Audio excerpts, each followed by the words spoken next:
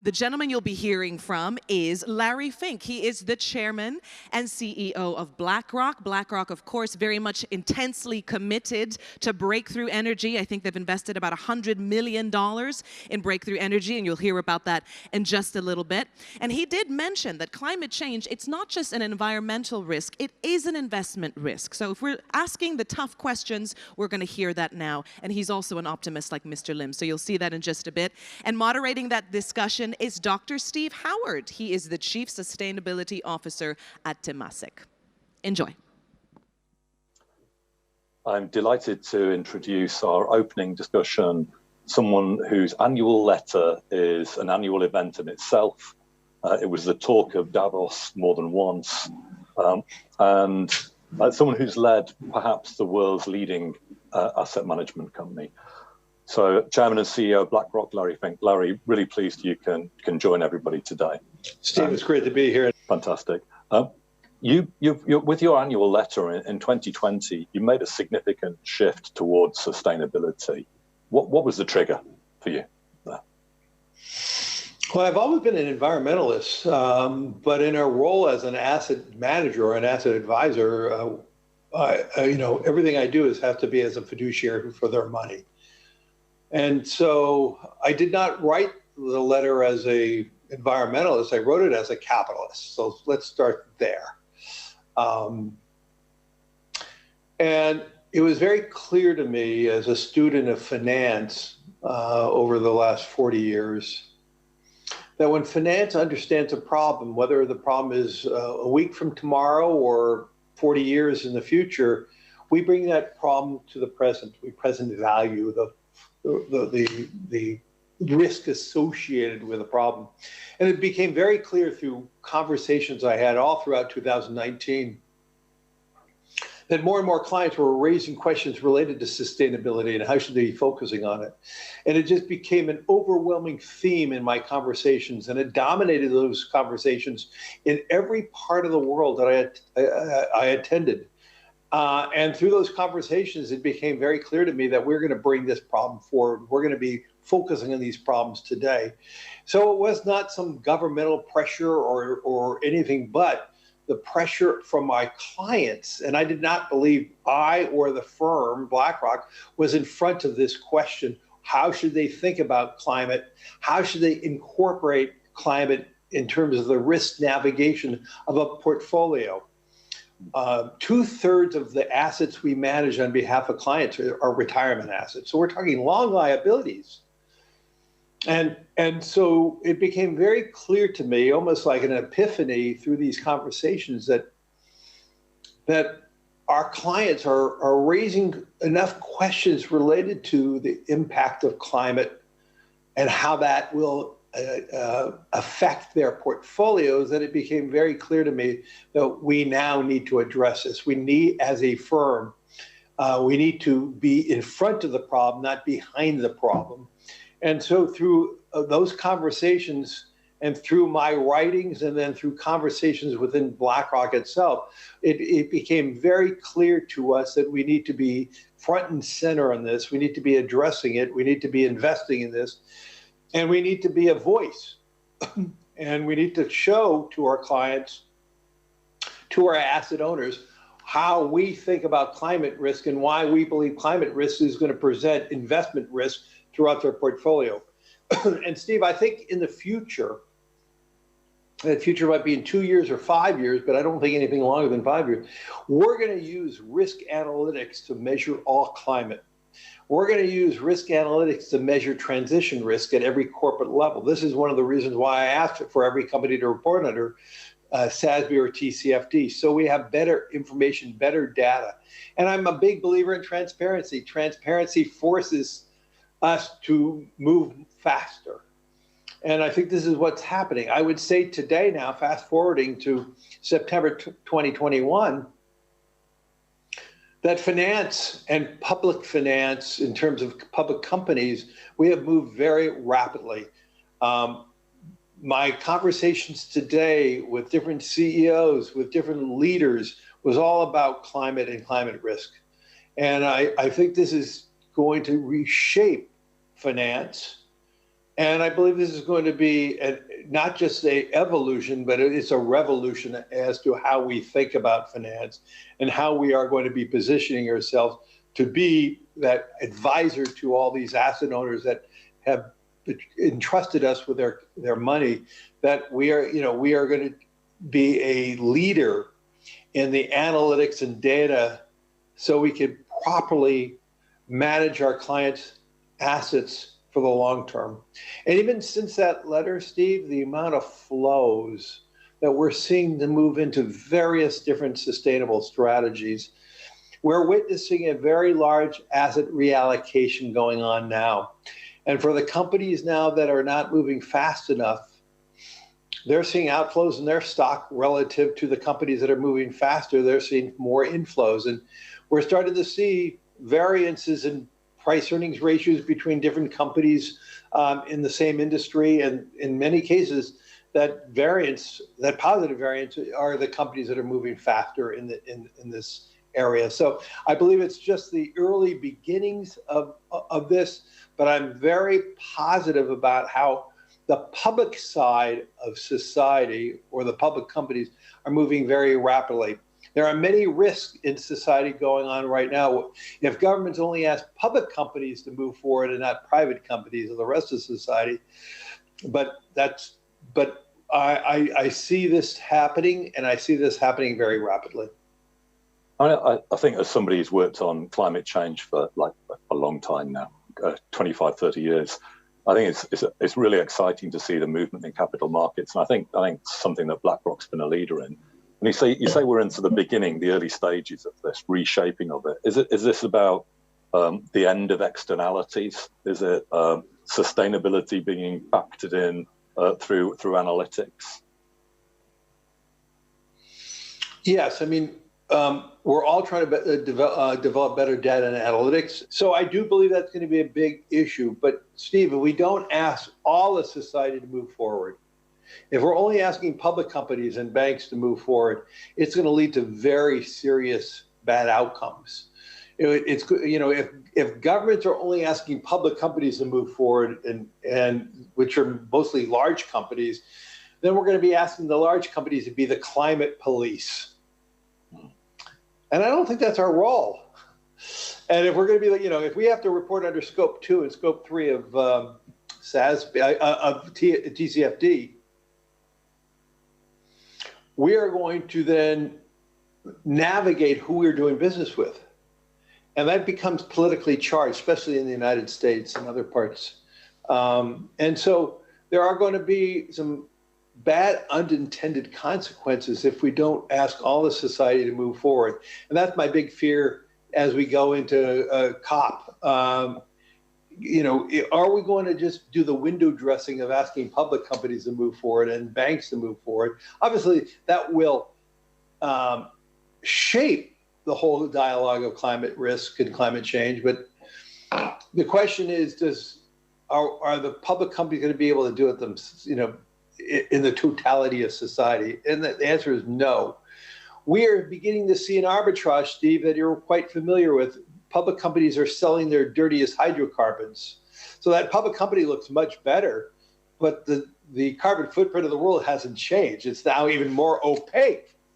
And so we're seeing this arbitrage that is being created right now between public and private. That is a seriously bad outcome.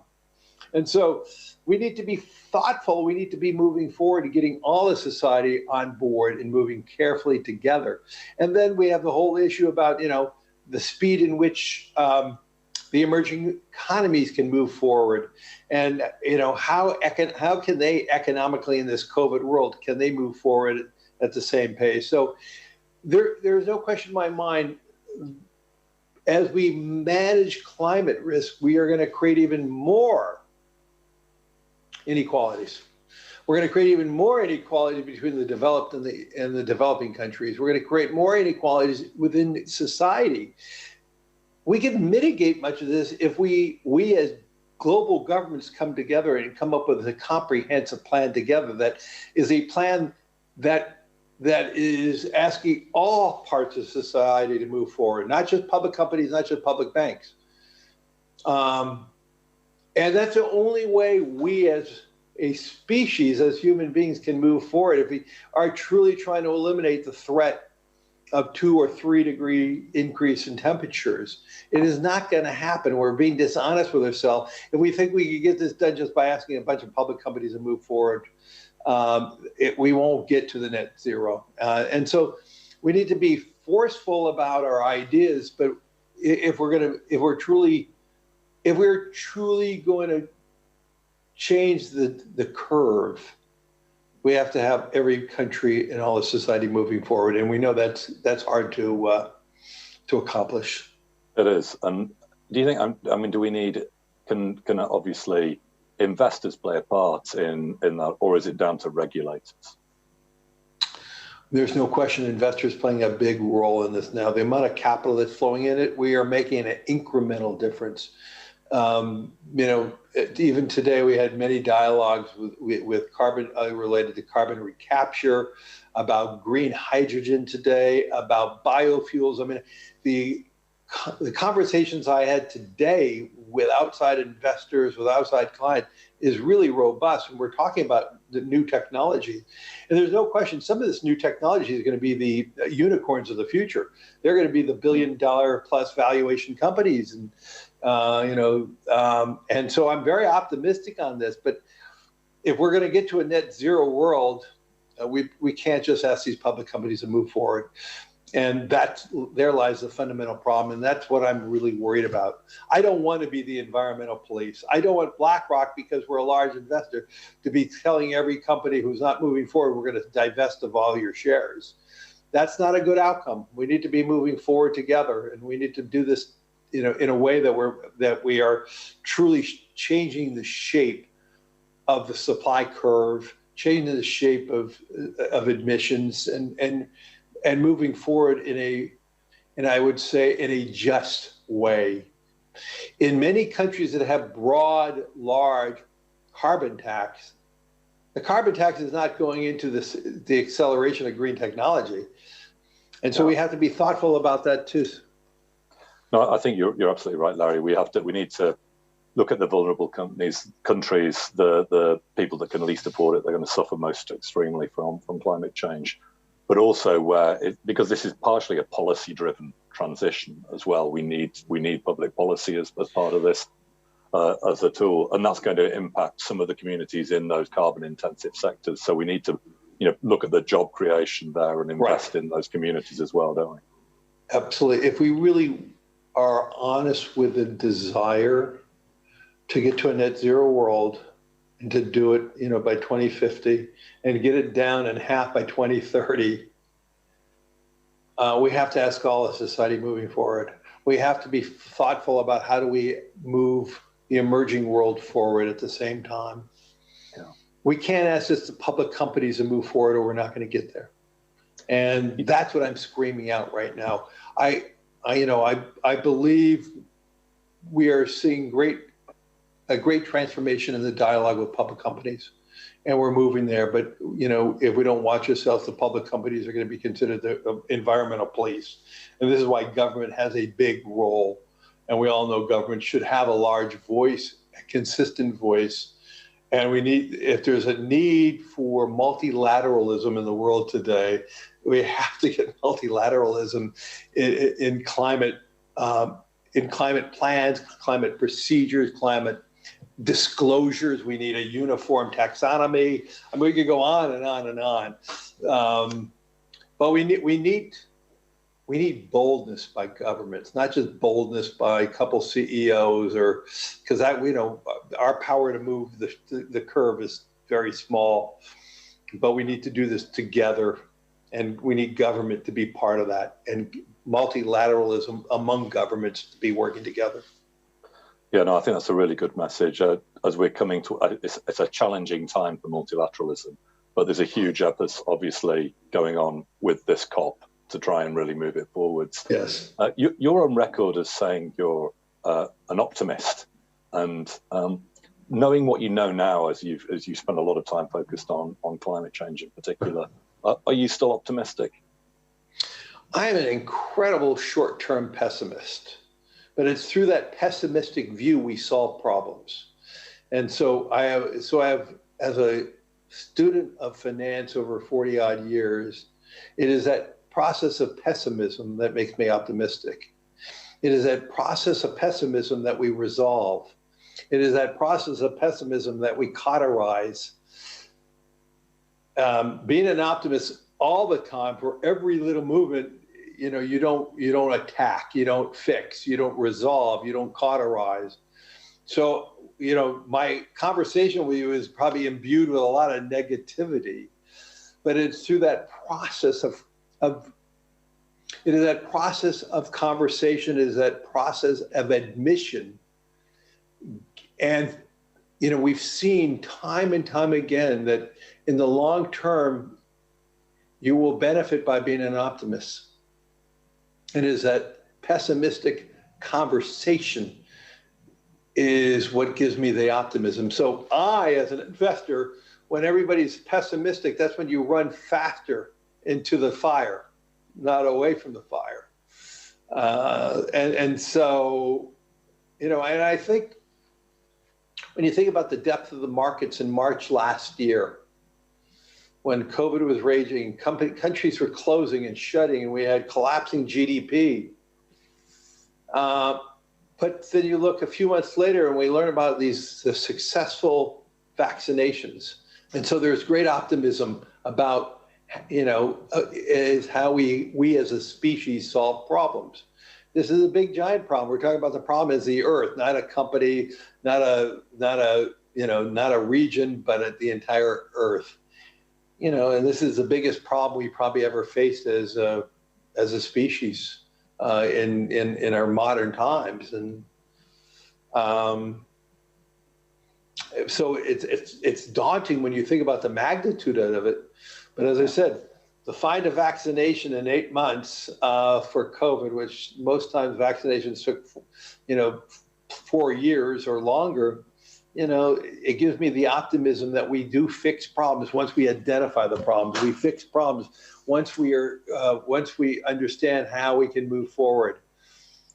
And so that, to me, it's about the process of conversation, the process of pessimism that leads me to be a long-term optimist. I'm going to embrace my short-term pessimism now as part of the solution, Larry. No, I think that's really important in this. And obviously, you said earlier, you mentioned some of the technologies you've been in discussions around today. Any of the technologies you're particularly excited about? Well, if we're going to get to a net zero world, and this is what Temasek and BlackRock are focusing on a decarbonization product that we have both announced together. If we're serious about getting to a net zero world, we don't have the years it takes to accelerate, to find the new technologies. If you use wind and solar as a good example, it took 30 years to bring the green premium down. And it took a lot of government subsidies to do that. We're going to need the same type of governmental subsidies like Singapore is doing related to green hydrogen and other areas, and sequestering, and but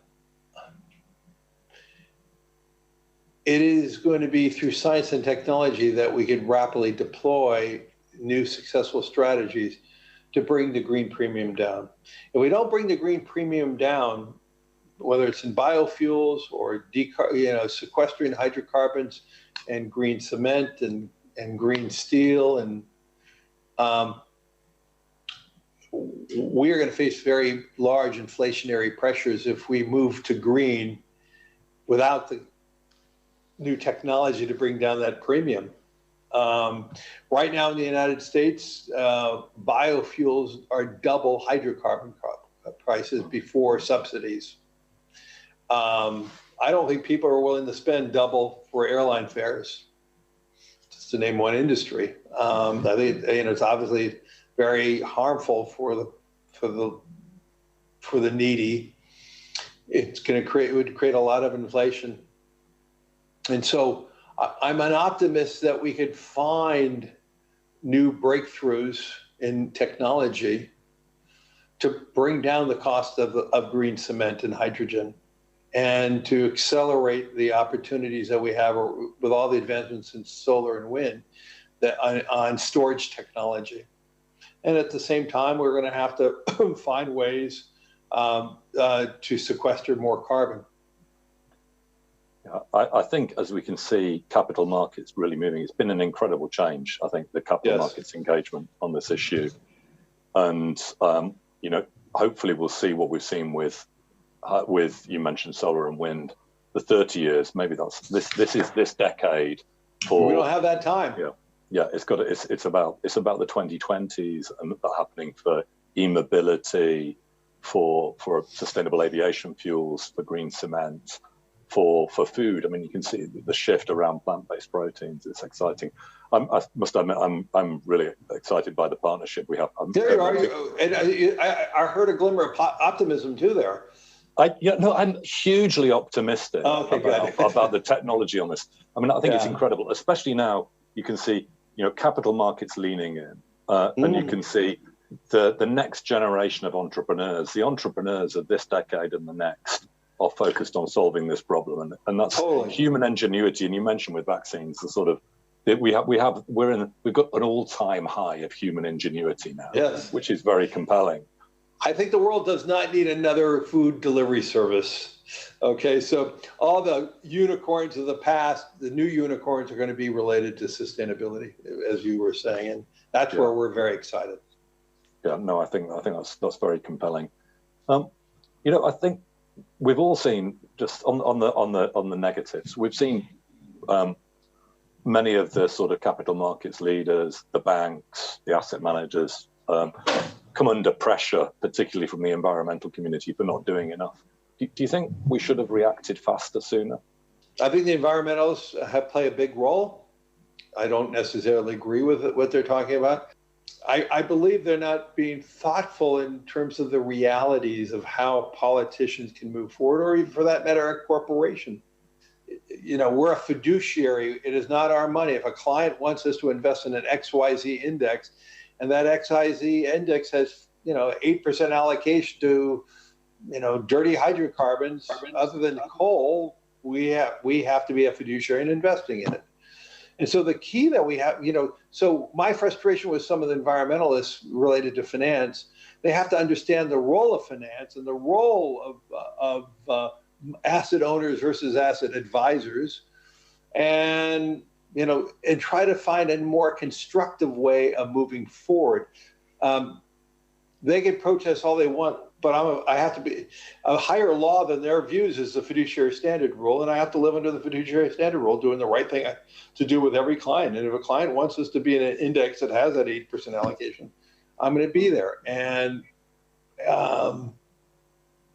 what we're trying to do, and this is something that I wrote about in my last year's letter, this year's letter, was as we see more and more reallocation of capital, then we're going to, you know, and some of this sustainable strategies still have hydrocarbon names in there, but we're picking the best of the worst. And so we're trying, so the overall portfolio scoring is better than, let's say, the S&P or the MSCI index, but we're choosing companies that we believe are more advanced in their movement towards a green platform. To me, that's all in the margin we're moving forward. But are we satisfying every environmentalist? No. But as a very smart Singaporean told me last week, we're not going from brown to green. We're going to go from dark brown to light brown to lightest of greens, and lightest of greens to middle shades of green, to middle shades of green to dark green. It's a process, and it's going to take time, and we have to change everybody's investment behaviors to move that forward. But I would love for some of those good spokespersons from the environmental world to talk about, if we're going to really get to a net zero world, we got to get all of society moving forward. We have to ask everybody to be part of that, and we just can't ask the public companies or banks or finance or asset owners, advisors to make those changes without everybody coming along. Yeah, definitely my takeaway will be to think how we can engage more of the private companies as well and create more of a level playing field more widely on this from this conversation. You know, you've mentioned briefly Aladdin climate, and you're making a significant investment as a firm in the sort of the analytics around this. So you obviously see that as a huge growth area.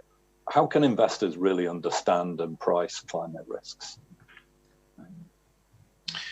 Well, pricing physical climate risk is simpler than transition risk. We have satellite imaging technology onto our Aladdin system. We can overlay a model. You tell us what the model, where the temperatures will move and change, and we can use those models to see the impact in geography throughout the world. We could see what it means for agriculture. We could see what it means in the United States. What does it mean for mortgages and commercial real estate valuations? Because we could see the real physical impact. We could see more.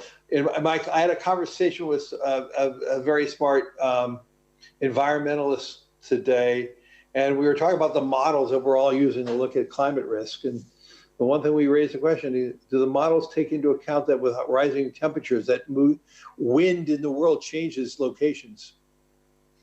And so right now you have Europe experiencing less wind, persistent less wind this summer, and they have an energy crisis with rising natural gas prices because they did not have enough wind, even in the summer months, to offset the natural gas utilization they're doing, and so therefore they had to use a lot of the natural gas. We've seen this very rapid increase in natural gas prices worldwide because of that. This is where analytics and data are going to come in, that we could help estimate where things are and how we could invest. As I said, the bigger risk is transition risk. That is harder to measure. We need great disclosures at every company level to really understand how XYZ company is moving forward versus another one. But we're excited about the investments we're making in Aladdin and climate. We hope to have a robust platform for analyzing physical climate risk using this satellite imaging and overlaying models. We made other investments in our sustainability side for aggregating data, especially in terms of transition risk. And so there are quite a few things that we're investing in building out ourselves so we could be best in class in terms of the analytics related to climate. Yeah, it really sounds like the beginning of the end of externalities to me. You're assuming we get it all right. Yeah. Yeah, no, I've obviously had a chance to see some of it with your team. It's really impressive capabilities, and I'm sure they'll get stronger actually. And as we see that, if we're giving advice, if you think of it, if you're a CEO out there, if somebody was asking a CEO of a business and they're just sort of starting out on the climate journey, what advice would you give them? Larry? Well, I would say understand it. Understand how it may impact your company, how it impacts your employees, how it impacts your clients. You may disagree in the speed at which it's happening. You may become a zealot and believe the problems are faster, but own it is probably the most important thing. And this is one thing we're telling every management team and every board. You must own this because the investors are starting to demand this. And those who are owning it faster, those who are taking the responsible framework of saying, I'm going to own it, we're going to see how it impacts our company and our future and our clients and our employees.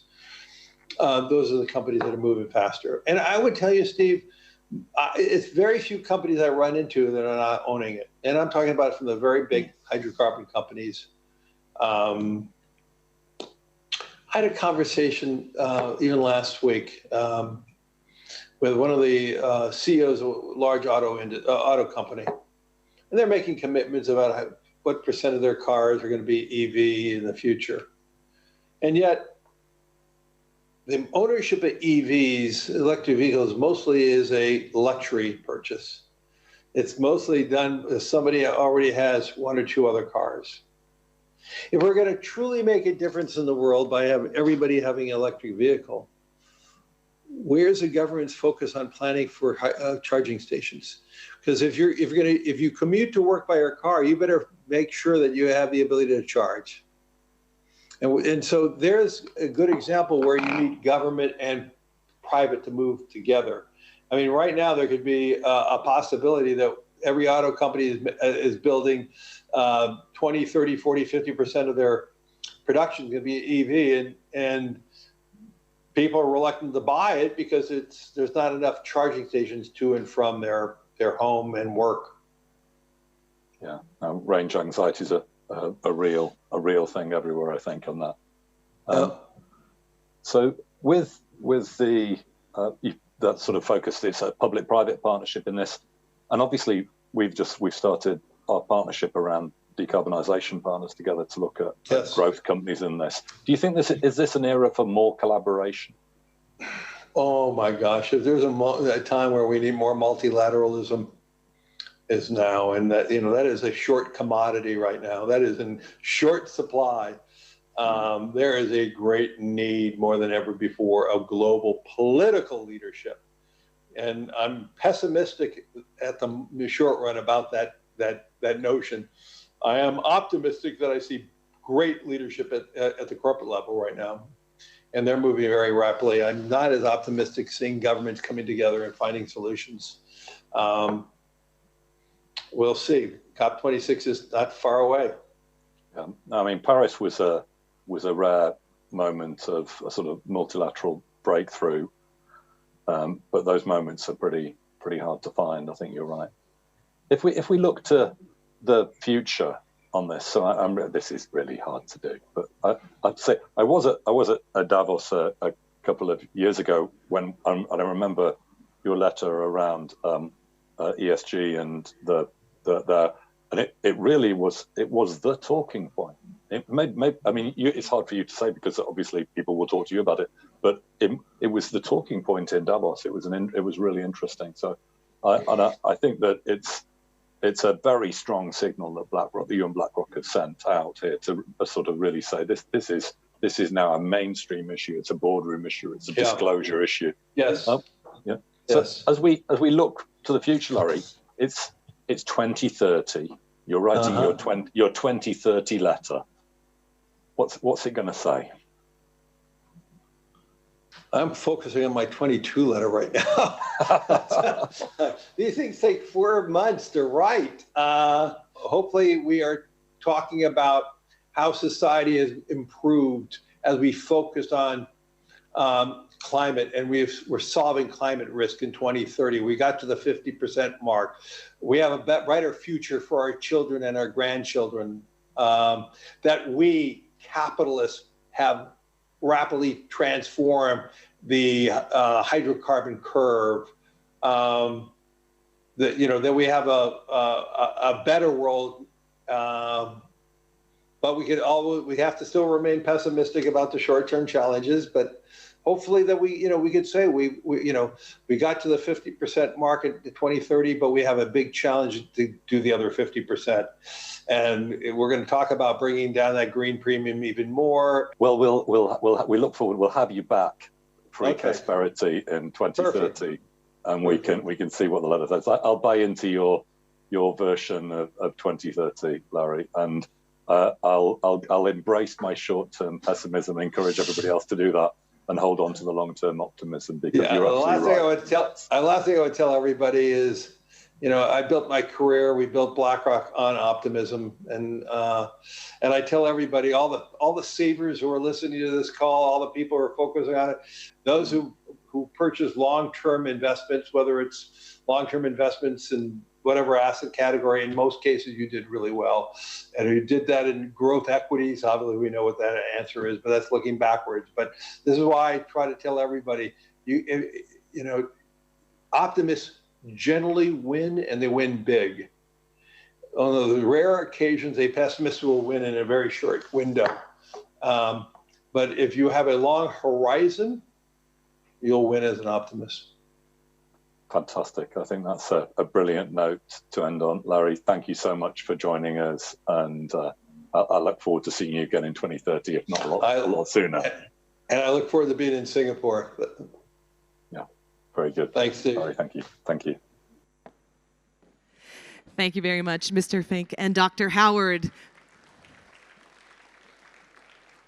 So I think that was a great session and really something that we needed to really hit the ground running and very refreshing. I think it's a very good approach. I think a really balanced approach and conversation looking at climate risk and really how that is going to shape finance, hearing that there is significant reallocation of capital happening at an accelerated pace sooner than we think, quicker than we think, but that we need everybody's buy-in, right? Private sector, public sector, the society coming together for that win-win as we slowly withstand some of those short-term challenges, which is, of course, that transition to net zero. So we are going to be hearing now from Dr. Ma Jun. He's going to be speaking a little bit more on this topic to give us his 2 cents on what he sees as the opportunities and the risks as we green this sector, green the sector being the finance sector. So he is the chairman of the Green Finance Committee of China Society for Finance and Banking. We're looking forward to your session, Dr. Ma Jun. Respected President Jacob, Chairman Ling, distinguished guests, ladies and gentlemen, good morning. First of all, let me extend my deep gratitude to Temasek for inviting me to the Eco-Prosperity Week, which I believe is my 3rd time attending. It's my great honor and pleasure to be part of this discussion on a range of sustainability issues. As the impact of climate change becomes more tangible and imminent, the materiality of climate risks is a pressing challenge for the financial sector. The organizer has asked me to speak on how to analyze and manage climate risks. But before getting to the specifics, I want to start with a bit of background of the broader framework of green and sustainable finance before diving into the details of climate risk assessment and management. A few years ago, when I began to co-chair the G20 Green Finance Study Group, there was a growing consensus on defining the roles of the green and sustainable financial system. It was generally agreed that a green financial system should serve 2 purposes. One is to mobilize private capital for sustainable investment. That task is daunting as we need to mobilize a few trillion US dollars per year on projects that can protect the environment, address climate change, and enhance the efficiency of resource utilization.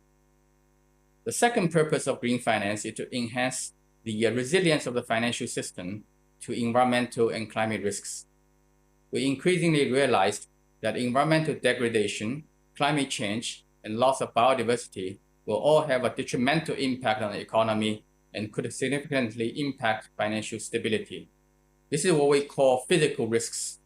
It was also recognized that the policies, regulations, and technology changes addressing climate environmental challenges will also lead to risks for carbon-intensive and polluting companies, and that impact will spill over to the financial system. This is what we call transition risks. On the mobilization role of the green financial system, a lot of work has been done in the past few years. I can describe the efforts on mobilization in 4 pillars or 4 aspects of the green financial system. The first pillar is taxonomy, which provides a basis for defining green and sustainable finance activities, for government to allocate incentives for green projects, and for the market to prevent greenwashing. 5 years ago, the problem was that most countries did not have taxonomy, and now we face a problem of having too many taxonomies that were developed in silos. The G20 Sustainable Finance Working Group, which I co-chair, is now trying to develop options to improve comparability, interoperability, and consistency of taxonomies. The second pillar is disclosure. Many countries and markets have introduced some types of regulations on environmental and climate disclosure. Others call it ESG disclosure. A better word is sustainability reporting.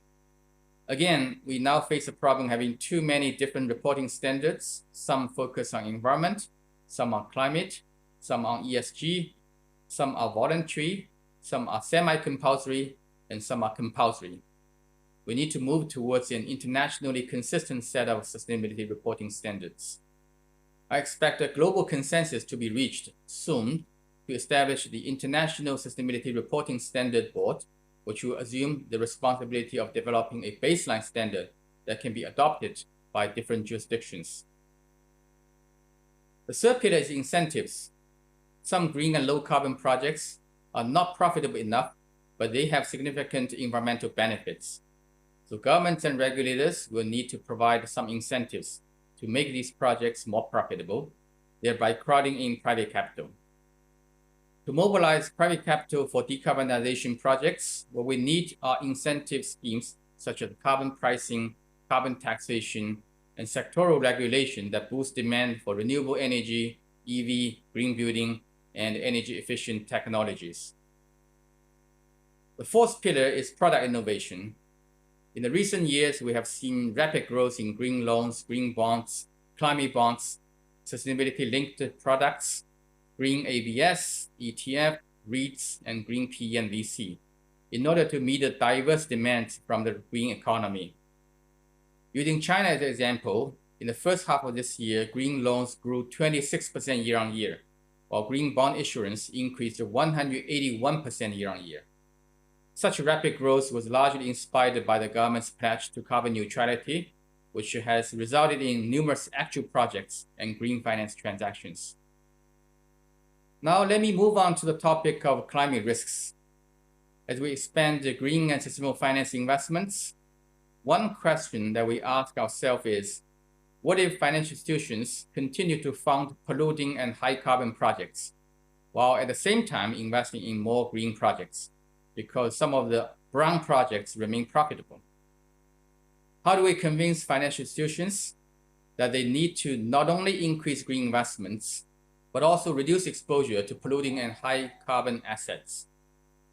There are many options, such as government regulations, penalties, taxation, disclosure requirements, and so on. But within the green financial system, there's another very effective tool that we need to explore, namely environmental and climate risk analysis. Environmental and climate risk analysis can show financial institutions that by continuing investing in carbon-intensive and other unsustainable assets, they will face greater credit risks, market risks, legal risks, and reputation risks. As early as in 2015, the Bank of England conducted a research on how climate change may lead to insurance loss. And I, in the capacity of chairman of China Green Finance Committee, asked ICBC, the largest bank in the world, to conduct a stress testing on how environmental policy change may increase credit risks for companies in the power, steel, and cement sectors. In 2017, the G20 Green Finance Study Group published a report calling for environmental and climate risk analysis by financial institutions. In the last 2 years, the NGFS, or Central Banks and Supervisors Network for Greening the Financial System, published many documents on methodologies for such analysis. For example, the Workstream 2 of NGFS, which was headed by Sarah Breeden, developed a set of scenarios for climate risk analysis for central banks, supervisors, and these scenarios can also be used by financial institutions to measure climate risks. In 2019, the Workstream 2 of the NGFS, which I chaired, published 2 documents on environmental risk analysis methodologies. They provide a lot of details on the tools and models on how to measure climate and environmental risks, and also case studies that illustrate how they can be implemented by banks, asset managers, and insurance companies. These methodologies are now widely adopted by large financial institutions in OECD countries and some major banks in China. But smaller financial firms and many in developing countries remain unfamiliar with these methodologies. Risk analysis help increase awareness of the risks, but not necessarily actions by financial institutions. It is important that regulators make such analysis a requirement and in due time ask financial institutions to disclose the result of the risk analysis. Disclosure requirements can go a long way to convince top managers that they need to allocate resources and expertise for these analyses and to develop a plan and take actions to address these risks. As I mentioned before, the ISSB will come up with a global, consistent framework for sustainability reporting, largely based on the TCFD recommendation. I expect this reporting framework will include specific metrics and indicators for climate risks. As for the specific indicators that financial institutions need to disclose, I believe they should cover at least 3 aspects. One is exposure of carbon-intensive assets and such assets as percentage of total assets. Second is the carbon intensity or carbon footprint of total assets. And third is the result of forward-looking analysis such as stress testing and scenario analysis. With the analysis and disclosure in place, the next important step is to manage these risks. So far, very few organizations have done stock-taking analysis on experiences regarding managing climate risks. In future research, I think the following 6 options need to be explored further. Number 1, incorporating climate risk consideration into corporate governance. Specifically, someone on the board of a financial institution needs to be responsible for managing environmental and climate risks, or ESG risks. Policies and procedures need to be in place for measuring risks, determining risk preferences, and for appropriate allocation of risk capitals to assets with different environmental and climate risk profiles. Number 2, setting specific targets for growing sustainable assets and for reducing exposure to carbon-intensive and polluting assets. Number 3, establishing a sustainability or ESG rating system to quantify the climate and other sustainability risks for specific assets, including loans, bonds, stocks, and greenfield projects. Number 4, incorporating such ESG and climate risk information into the investment decision-making process, including the pricing of these assets. Number 5, facilitating the decarbonization of existing clients and or portfolio companies. For most carbon-intensive assets already on the balance sheet of the banks and investment firms, it's often difficult or costly to divest due to the lack of market liquidity. Therefore, it's critical for financial institutions to have clear strategies for assisting their companies to transform their operations to less carbon-intensive ones using transition finance instruments. Without such a strategy, many banks and investors can only passively watch their assets becoming stranded or non-performing. Number 6, hedging against carbon risks by gaining exposure to renewable assets, carbon quotas or credits, and other assets whose values will rise with carbon prices. In conclusion, while many of us in the financial sector have recognized that climate change is a major source of financial risks, the tools and methodologies for measuring, reporting, and managing these risks are still being developed and refined. It is the collective responsibility of international organizations, national regulators, and financial firms to devote more resources to innovate on these solutions and eventually come up with a set of internationally consistent standards. The aim of this collective effort is to ensure that during the global transformation towards carbon neutrality, the financial system can successfully endure the transition shocks and provide sufficient financing to support a just and affordable transition. Let me once again thank the Temasek team for the invitation, and I wish the event a great success. Thank you.